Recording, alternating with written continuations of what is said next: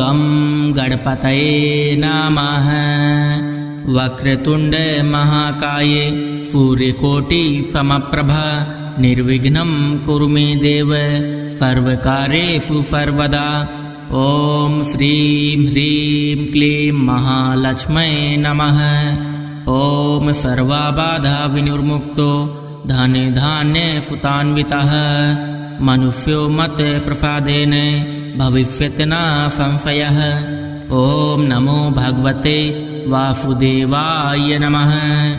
ॐ मङ्गलं भगवान् विष्णुः मङ्गलं गरुडध्वजः मङ्गलं पुण्डरीकाक्षः मङ्गलाय तनोहरिः। ॐ हं हनुमते रुद्रात्मकाय हुं फट्।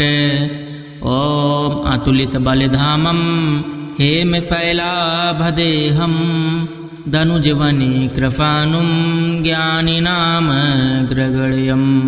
सकलगुणनिधानं वानराणामधीशं रघुपतिप्रियभक्तं वातजातं नमामि। ॐ नमः शिवाय।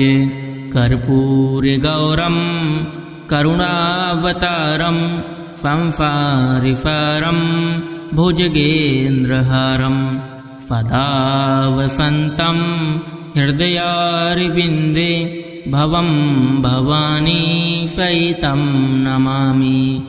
ॐ श्रीं ह्रीं क्लीं ग्लौं गं गणपतये लक्ष्मीनारायणाय रुद्रात्मकाय हनुमानवीराय मम सर्वकार्यसिद्धिं पञ्चाक्षरी कृपा कुरु नमः स्वाहा।